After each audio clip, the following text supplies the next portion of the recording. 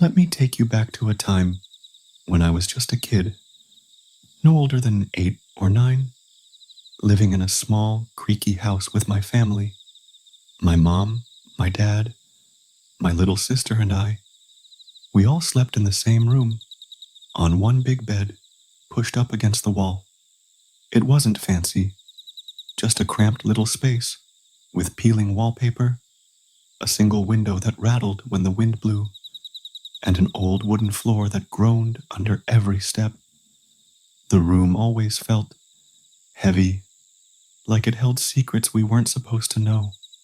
But as a kid, you don't think about those things. You just try to sleep and hope the night passes quietly. It was one of those nights, pitch black, the kind of dark that swallows everything, where the only sounds were the soft snores of my family and the occasional creak of the house settling. I don't know what woke me up. Maybe it was a noise. Maybe it was just a feeling.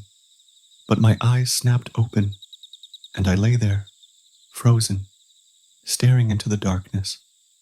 The air felt thick, like it was pressing down on my chest, and I couldn't shake the sense that something was watching me. That's when I saw him. At the far edge of the room, where the shadows pooled the deepest, a figure stood, still as if part of the darkness itself. He didn't move. He simply waited for me to look.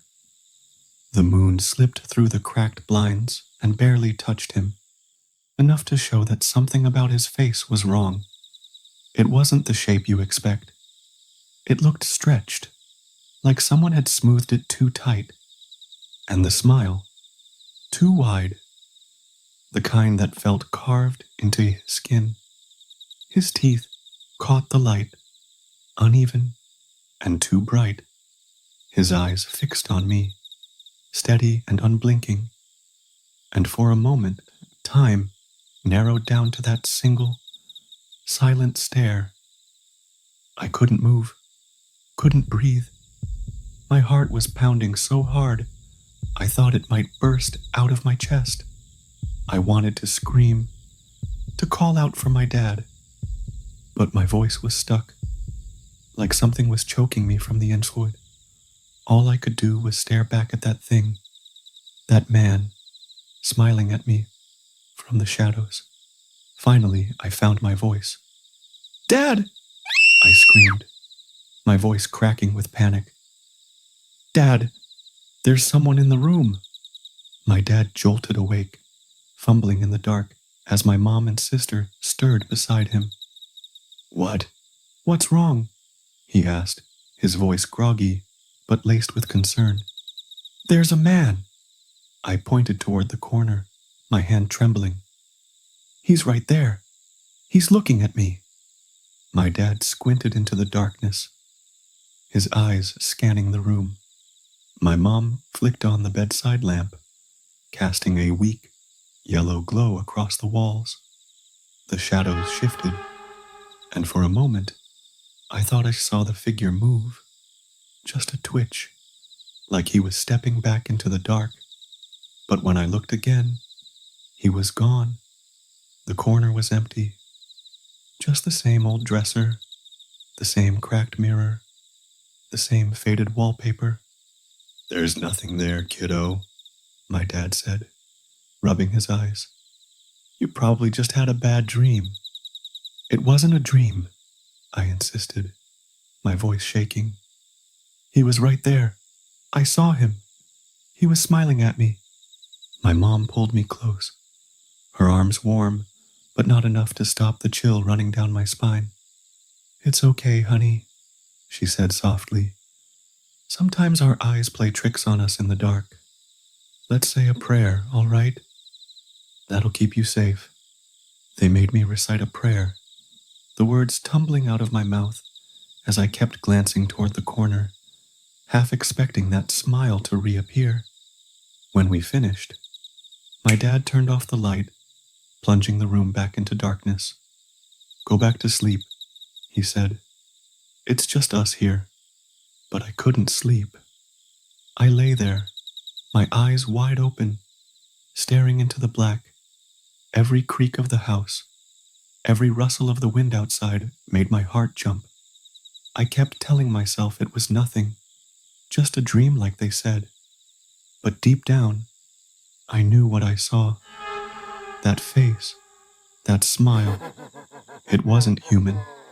Minutes passed, maybe 10, maybe 15, when I felt it again. That heavy, suffocating feeling like the air itself was watching me. I didn't want to look. I told myself not to, but my eyes betrayed me, drifting toward the corner of the room. He was back. The man was standing there again, in the exact same spot, as if he'd never left. His stretched, unnatural face was clearer now, like the darkness was parting just to show me every detail. His skin looked pale, almost gray, like it hadn't seen the sun in years. His eyes were too big, too dark, and they gleamed with something wrong. And that smile, it was wider now, splitting his muzzle almost ear to ear, his teeth sharp and uneven like they didn't belong in his mouth. He wasn't moving, wasn't making a sound, but I could feel him. It was like his presence was crawling into my head, whispering things I couldn't quite hear. "Dad!" I screamed again, louder this time, my voice raw with terror. "He's back! He's right there!" This time my whole family woke up. My sister started crying, clutching her blanket, and my mom was already reaching for the lamp. My dad grabbed a flashlight from the nightstand and swung it toward the corner. The beam cut through the darkness, illuminating every inch of the room. The dresser, the mirror, the walls. Nothing. No man, no figure, just an empty corner. "Where?" my dad demanded, his voice sharp now. "Where is he?" I pointed, my hand shaking so bad I could barely keep it still. "Right there! He was right there, I swear!" My dad got out of bed, his flashlight sweeping across the room, as he checked every corner, every shadow.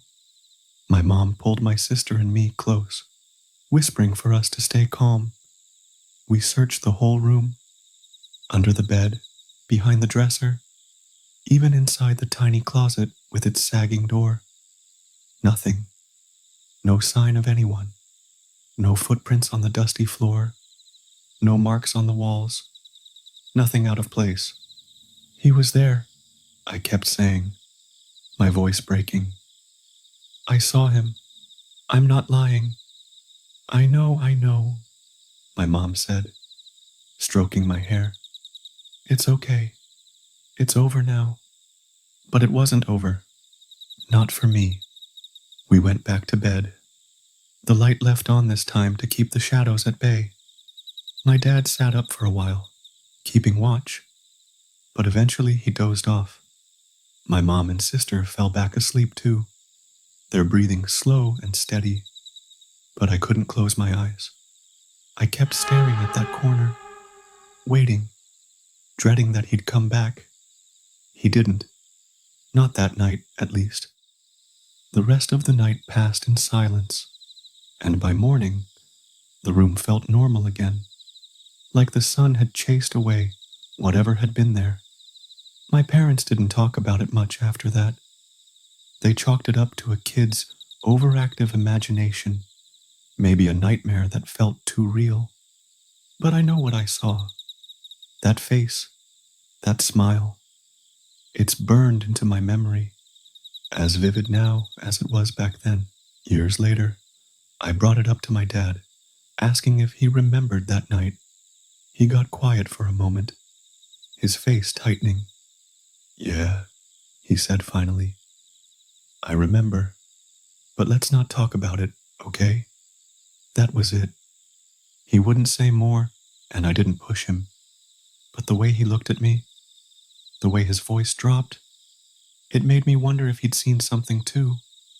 Something he didn't want to admit. I've never seen that man again. Not in that house. Not anywhere else. But sometimes, when I'm alone at night, when the house is too quiet and the shadows feel too deep, I get that same feeling, that heavy, suffocating sense that something's watching, and I can't help but wonder if he's still out there, waiting for the right moment to step out of the shadows with that same twisted, impossible smile. Let me take you back to 1990, a time when the world felt a little slower, a little quieter, but no less unsettling. I was just a teenager, caught up in the throes of young love, helping my girlfriend Kathy and her family pack up their lives as they prepared to move out of state. The recession had hit hard, and her dad had landed a job offer he couldn't turn down, a fresh start halfway across the country. Their house, a sprawling four-bedroom ranch-style home in the older part of town, was left behind, empty and waiting to be sold. It was a nice place, with a massive lot, a detached garage, and a long driveway where they'd park their boat and RV. A huge oak tree loomed out front, its gnarled branches casting long shadows over the house, while a few smaller trees, including an orange tree, dotted the backyard. The neighbors weren't too close, giving the place an isolated feel, like it was cut off from the rest of the world. I'd been helping them pack for days, hauling boxes and taping up their lives. One afternoon, as the moving truck pulled away, Kathy's parents pulled me aside to the front porch. Her dad, a gruff but kind man, looked at me with a seriousness I wasn't used to. "Son," he said, "can I trust you with something important?" I nodded, eager to help. They'd always been good to me, treated me like family. He explained that the house was on the market, but with the recession, empty homes were prime targets for break-ins. People stealing appliances, squatting, or worse. He handed me a key, its cold metal heavy in my hand. "Could you stop by every few days?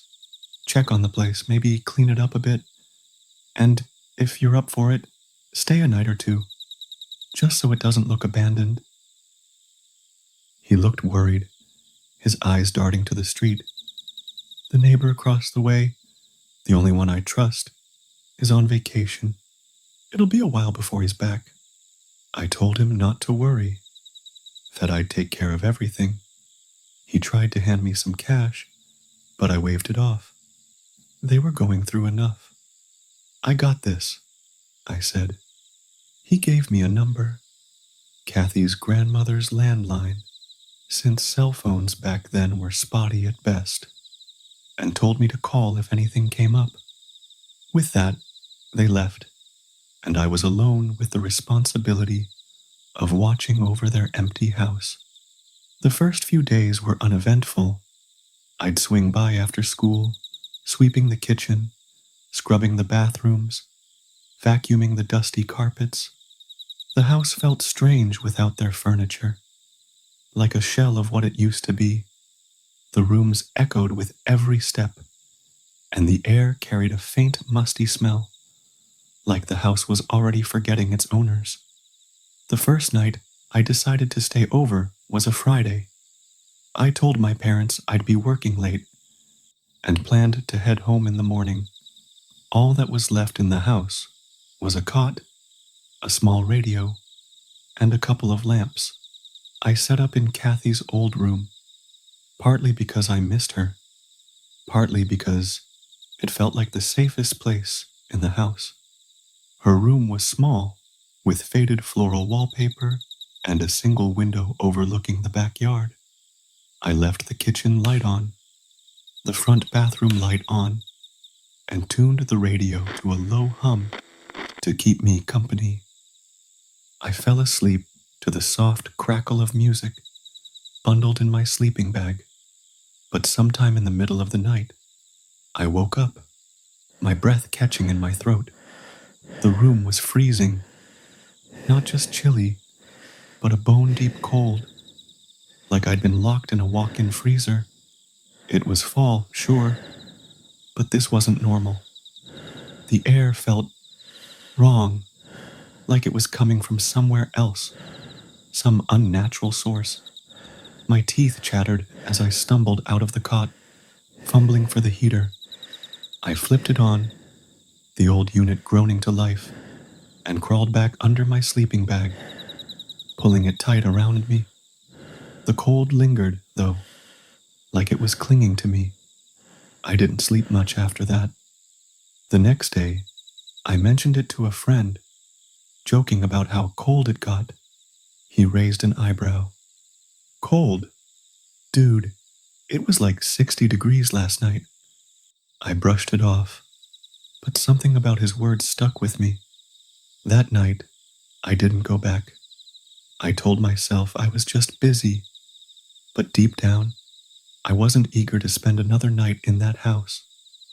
A few days later, on a Thursday, I decided to stay over again. I had school the next morning, so I planned my route from the house, which was farther from my school than my own place. I got there late, just as the sun was dipping below the horizon, painting the sky a deep, bruised purple. This time, I brought a little black and white camping TV with bunny ears, hoping for some distraction. Kathy's room didn't pick up a signal, so I moved to the den, a weird add-on room that felt like it didn't quite belong to the house. It had big windows and a sliding glass door to the backyard, making it feel exposed, like the night was pressing in from all sides. I set up my cot, poured some hot chocolate from a thermos, and fiddled with the TV until I got a fuzzy signal. I was half watching some sitcom when I started to doze off, the hum of the TV lulling me to sleep. Then, out of nowhere, a noise snapped me awake. It came from the other side of the house, a sharp, scraping sound, like a broom handle sliding down a wall after being knocked over. My heart jumped into my throat. I sat up, straining to listen. The house was silent again, but the air felt heavier, like it was holding its breath. I grabbed a flashlight and crept toward the kitchen, my footsteps echoing in the empty house. The pantry door was closed, the broom and mop still upright inside. Nothing was out of place. I told myself it was nothing, just the house settling, but my hands were shaking. I headed to the bathroom to splash water on my face, trying to calm my nerves. As I stood at the sink, I heard it, a whisper, not just a sound, but words, low and indistinct, like someone was muttering just behind me. I froze, my eyes darting to the mirror. The hallway reflected back, empty and dark. I spun around, but no one was there. Kathy's dad's words about break-ins flashed in my mind. What if someone was in the house? I ran through the rooms, flipping on every light I could find. The porch light, the backyard floodlight, anything to chase away the shadows. I checked every door, every window. Everything was locked tight. No signs of anyone. Breathing hard, I went back to the den, ready to grab my stuff and leave. That's when I noticed the TV. It was off. Not just a bad signal, completely off. The screen black and silent. I knew I'd left it on. My stomach twisted. I didn't sleep that night. I sat on the cot, flashlight in hand, jumping at every and groan of the house. By morning, I was exhausted. My nerves shot. At school, I told a couple of friends what happened. They were eager to come check it out, maybe turn it into a ghost hunting adventure, but I shut it down. I'd promised Kathy's dad no visitors, and I wasn't about to break my word, no matter how freaked out I was. That Sunday, Kathy called me at home. Her voice was a lifeline, pulling me back to normalcy as she talked about their road trip. But I must have sounded off, because she paused and said, "Oh, hey, what's wrong? Besides missing me?" I hesitated. I didn't want to sound like a scared kid, but I told her about the cold in her room, the scraping noise, the whisper, the TV turning off. There was a long silence on the other end. Then she said, "Yeah, I kind of figured you'd find out." "Find out what?" I asked, my voice sharper than I meant. She sighed. "Remember how I never liked being home alone? How I'd call you over when my parents were out? It's not just me being clingy. That house, it's not right. We've heard things, seen things. When I was little, I'd run to my parents' room and sleep on the floor because I swore something was watching me from the hallway. I felt a chill crawl up my spine. Why didn't you tell me?" "I didn't want you to think I was crazy," she said. "Besides, it's not like it happens all the time, just sometimes." I was floored. She'd known something was off about that house and didn't warn me. Before I could say more, she added, "Oh, my dad said you don't have to stay overnight anymore. The neighbor across the street is back from vacation. He'll keep an eye on things at night. But could you still check in during the day?" Relief washed over me, but it was tinged with unease. I kept up my visits, but only in daylight, when the house felt less alive, less watchful. As fall turned to winter, the days got shorter, and one evening, I got to the house after 7 p.m. It was already dark, the oak tree's branches clawing at the sky. I unlocked the front door, flipped on the hall light, and headed to the bathroom. As I stood at the toilet, facing the long mirror that stretched across the wall, I caught movement in the reflection. A dark shape, fast and blurry, darting across the hallway behind me. "Hello?" I shouted, spinning around. The hallway was empty, the light casting long, steady shadows. My heart was pounding so hard I could hear it in my ears. I didn't bother checking the rest of the house. I grabbed my keys, left the bathroom and hall lights on, and bolted out the door, the cold night air hitting me like a slap. A day later, Kathy's dad called. "Hey, did you leave some lights on last night? The neighbor said he saw someone inside around 11 p.m., and the lights were on." My blood ran cold. "That wasn't me," I said. "I was there around 7, but I left right after." He paused, then said, "All right, probably just the neighbor getting the time wrong." But his voice didn't sound convinced. I went back a few more times, always in broad daylight, my visits quick and cautious. Eventually, the realtor sold the house to some company that bought up properties. The day I handed over the key was the day I felt like I could finally breathe again. I never went back to that house, but the memory of those nights, the cold, the whispers, the shadow in the mirror, still haunts me. Sometimes, when I'm alone in the dark, I get that same feeling, like something's just out of sight, waiting, and I can't help but wonder if whatever was in that house is still there.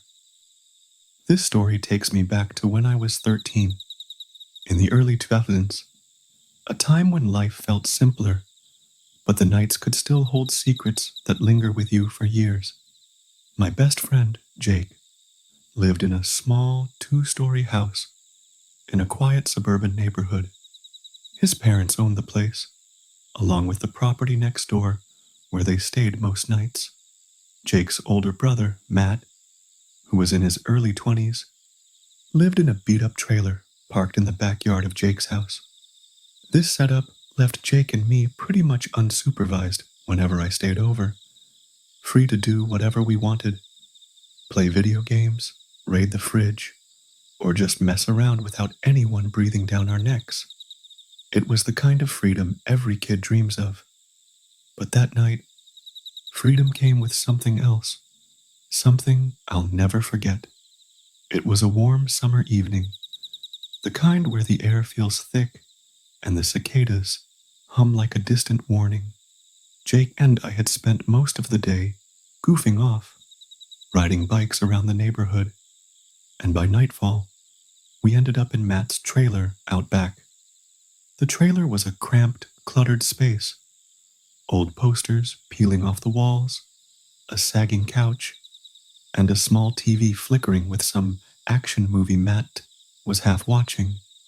The air smelled of stale cigarette smoke and cheap air freshener, and a single bulb cast a dim, yellowish glow over everything. We were sprawled out, laughing, talking about nothing important, when I realized I was parched. I'm going to grab a drink, I said, standing up and heading toward the house. The backyard was dark, the only light coming from the trailer's windows, and a faint porch light flickering by the back door. The grass crunched under my sneakers as I crossed the yard, the hum of the cicadas growing louder, almost oppressive. The house loomed ahead, its silhouette jagged against the starry sky. It was an old place, with creaky wooden floors and windows that rattled in the wind. Nothing about it felt off at the time, just a normal house, quiet and empty. I pushed open the front door, the hinges letting out a low groan that echoed through the stillness. The living room was dark, lit only by a sliver of moonlight slipping through the curtains. I flipped on the light switch, expecting the room to feel familiar, like it always did when I hung out with Jake. But as the fluorescent bulb buzzed to life, my eyes caught something that made my heart skip a beat. There, in the middle of the living room floor, was a little boy. He couldn't have been older than 6 or 7, kneeling on the worn carpet, surrounded by a scattering of toy trucks and cars. His small hands moved them back and forth, making soft vroom vroom sounds under his breath. He had messy brown hair, a striped t-shirt, and a focused look, like he was lost in his own world. The scene felt so normal, like I'd walked in on a younger sibling playing. He glanced over his shoulder at me, his eyes locking with mine for a brief moment. They were big, dark, and strangely calm, like he wasn't surprised to see me at all. I didn't think much of it. Maybe he was a cousin or a neighbor's kid I hadn't met. I gave him a quick nod and walked past him to the kitchen, my sneakers squeaking on the linoleum. The kitchen was just off the living room, separated by a half wall. I opened the fridge, the cold air hitting my face as I grabbed a can of Mountain Dew, the familiar green logo glinting under the light.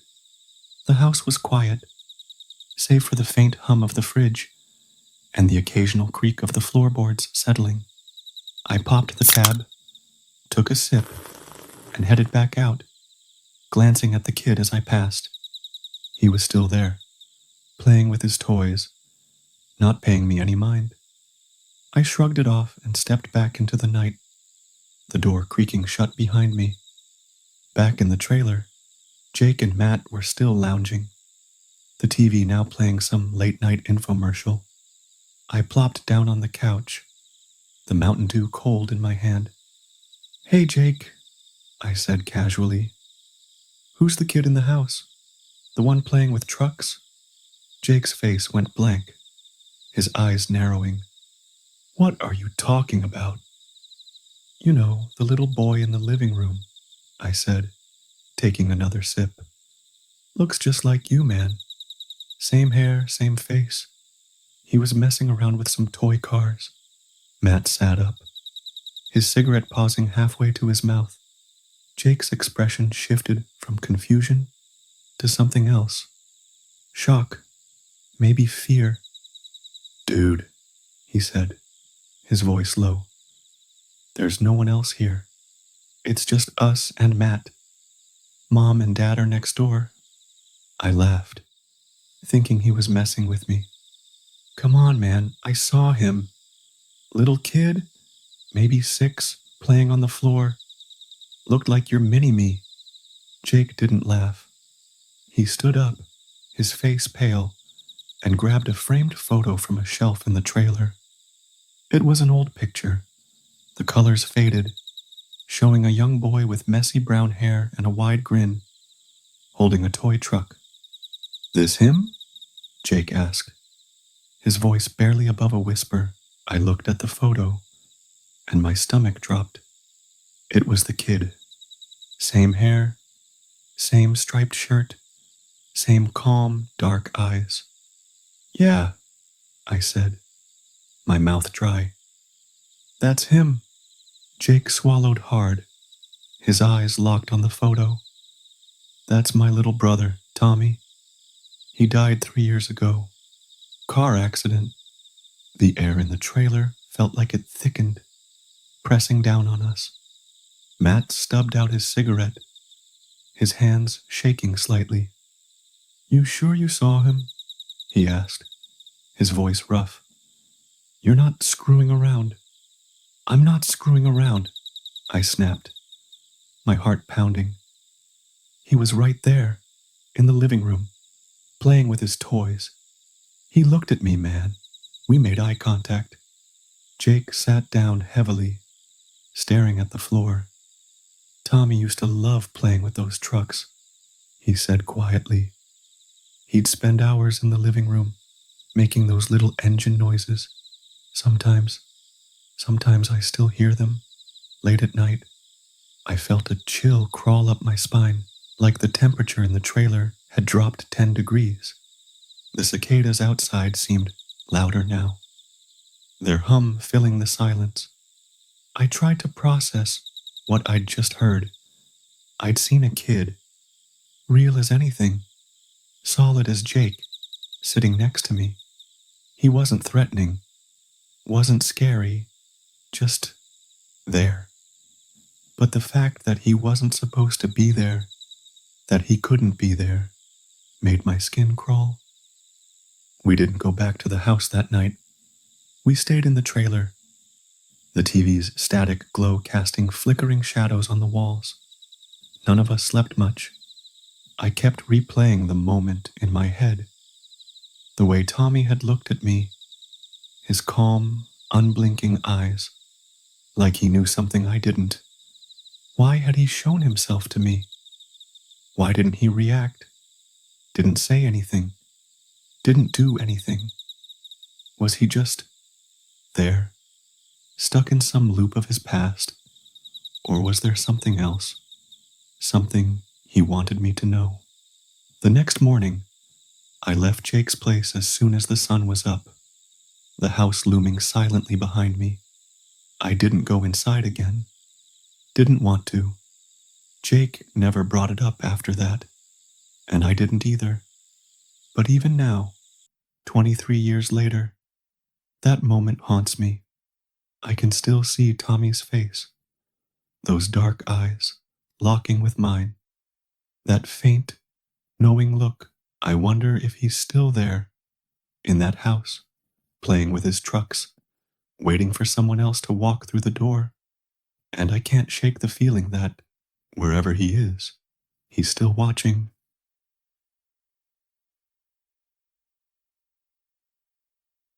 Welcome back to MrNightFear, where the shadows hold secrets and the truth is often stranger than fiction. Tonight, I'm sharing a chilling story sent in by a listener who wishes to remain anonymous. It's about a late-night encounter that started with a text from a friend and ended with a moment they'll never forget. So, settle in, turn off the lights, and let's dive into a tale that might make you double-check your locks tonight. It was just after midnight in a quiet suburban neighborhood, the kind of place where the streets are silent at night and the only sounds are the hum of crickets or the occasional car passing by. Our listener, let's call them Alex, was at home, winding down for the night, when their phone buzzed with a text from a friend. The message was short, but unsettling. "There's someone sitting on the steps in your garden. Your gate's wide open." Alex's heart skipped a beat. They lived alone, and they were sure they'd locked the gate before going inside. Peering out the window, they couldn't see much in the darkness, just the faint outline of their front yard. They flicked on the porch light and cracked open the door, expecting to find, well, they weren't sure what, but the steps were empty. Whoever had been there was gone, or so they thought. Stepping outside, Alex scanned the street. That's when they saw her. A woman, standing just beyond the gate. She was pacing slowly along the sidewalk, her high heels clicking against the asphalt in a steady, almost hypnotic rhythm. Click, click, click. Every few steps, she'd stop, her head turning to stare at the houses up the road, like she was searching for something, or someone. Her movements were calm, casual even, but there was something off about her, something that sent a chill down Alex's spine. Alex stayed on the porch, phone pressed to their ear, talking to their friend, who was watching from down the street. They tried to keep their voice low, describing the woman's strange behavior, but she must have heard them. She stopped pacing and turned toward Alex, her eyes locking onto theirs in the dim glow of the streetlights. Then, in a voice that was soft but shaky, like she was holding back tears, she spoke. "Don't be afraid of me," she said. "I'm just sad and waiting for someone." Her words were meant to be reassuring, but they had the opposite effect. There was something in her tone, something fragile, almost desperate, that made Alex's skin crawl. They gripped their phone tighter, their mind racing. Why was she out here, alone, in the middle of the night? And why was she so close to their house? Alex mustered up the courage to respond, their voice firm. "You can't come in here." The woman smiled, a faint, unsettling smile that didn't reach her eyes. "But the gate was open," she said, taking a step closer. Alex's stomach dropped. They knew the gate had been locked. It wasn't just any gate. It was heavy, with the left door bolted into the ground with an iron block. Opening it took effort, real effort. There was no way it had just swung open on its own. Alex's voice hardened. "That's not true. Stay back." The woman's smile faltered, and for a moment, her expression changed. Her eyes, glinting in the porch light, seemed to bore into Alex's soul. "Don't stare at me," she whispered, her voice barely audible but sharp, like a warning. Then, without another word, she turned and walked away, her heels clicking into the distance with that same eerie calm. Alex stood frozen, watching her disappear into the shadows. They didn't move until the sound of her footsteps faded completely. When they finally stepped back inside, their hands were trembling as they locked the door behind them. Their friend, still on the phone, said the woman kept pacing up and down the street for another 20 minutes, stopping occasionally to stare at random houses. Then, just like that, she was gone. Alex couldn't shake the image of her. She had shoulder-length brown hair, wore a long pink dress with a flowing skirt, and carried a medium-sized handbag. Her heels, those clicking heels, were unmistakable, but it wasn't her appearance that haunted Alex. It was the energy she carried. Something about her felt wrong, not human, almost, like she was a shadow of something else, something that didn't belong in their quiet little neighborhood. Then there was the gate. Alex checked it after the woman left. It was still open, the heavy iron block displaced, like someone or something had forced it with unnatural strength. They tried to rationalize it. Maybe they'd forgotten to lock it. Maybe the wind had pushed it open. But deep down, they knew better. That gate didn't move on its own. Someone had been there. Someone had wanted to be seen. Alex hasn't seen the woman since, but they can't stop thinking about her words. Don't be afraid of me. I'm just and waiting for someone. Who was she waiting for? And why did she seem so desperate, so lost? Was she a grieving soul wandering the streets in search of something she'd never find? Or was she something else entirely? Something that used those words to lure people closer? Alex is still shaken, and they're asking you, the MrNightFear community, if you've ever experienced anything like this. A stranger in the night, a gate that shouldn't be open, a presence that feels just off. If you've got a story of your own, or if you have any theories about who or what this woman might have been, send them to me at MrNightFear. Until next time, keep your gates locked, and maybe don't answer the door after midnight. Welcome back to MrNightFear, where the shadows whisper secrets and some houses hold more than just memories. Tonight, I'm sharing a chilling story sent in by a listener named Lena, who spent 4 years living in an old German house that was anything but ordinary. From mysterious doors to unexplainable sounds, this is a tale that might make you think twice about what lurks in the attic. So, grab a blanket, dim the lights, and let's step into a house where the past might still be watching. When Lena was 14, she and her mom moved into an apartment in a mid-sized German town, right on Main Street.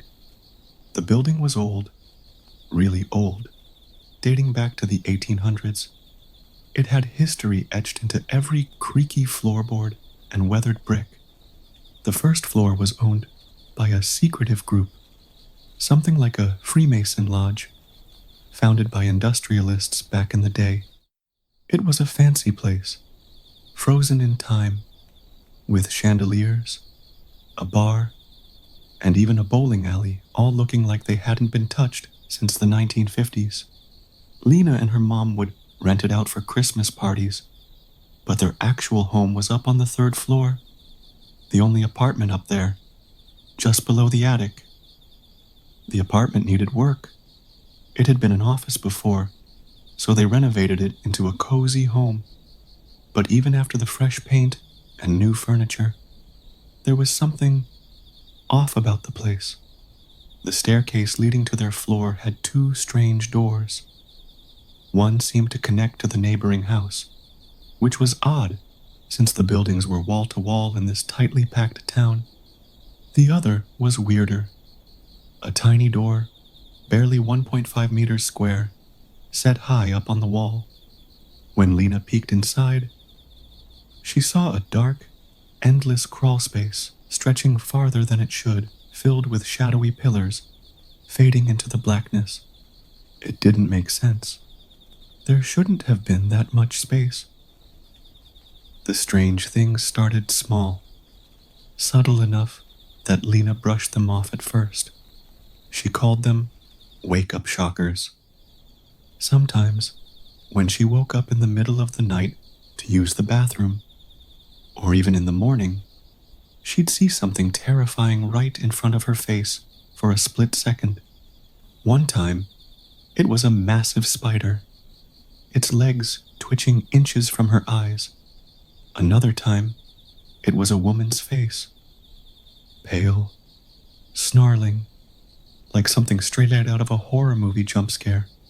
Lena's heart would race, but then she'd blink, and the vision would vanish, replaced by her crumpled bedsheets or a pillow. It was like her mind was playing tricks, or something else was. But not all of it could be explained away. One night, when Lena was about 15, She had an experience that still haunts her. She remembers it like a dream, but it felt too real. In the dead of night, she woke to chaos, a violent struggle with that same ghostly woman from her wake-up shockers. There was screaming, dragging, pushing, and then Lena was tumbling down the stairs from her apartment. She hit the floor below, sprawled in the dark, the silence pressing in around her. Terrified, she scrambled back to bed, her heart pounding. The next morning, she asked her mom if she'd heard anything. Her mom, who could sleep through fireworks, said no. Lena wasn't sure what was real anymore. Was it a vivid nightmare? Or something else? By the time she was 16, Lena was starting to feel like she was losing her grip on reality. The house had a way of making you question everything. But one night changed her perspective forever. Her first boyfriend, Max, was sleeping over, and they had the apartment to themselves. They were about to drift off when they heard it. Footsteps, slow and deliberate, coming from the attic above. Thump, thump, thump. At first, they thought it might be a neighbor rummaging around, but the sound didn't stop. It was rhythmic, like someone pacing in circles, over and over, for far too long. Lena and Max exchanged a look. They couldn't ignore it anymore. Gathering their courage, they crept up the narrow staircase to the attic, their flashlights cutting through the darkness.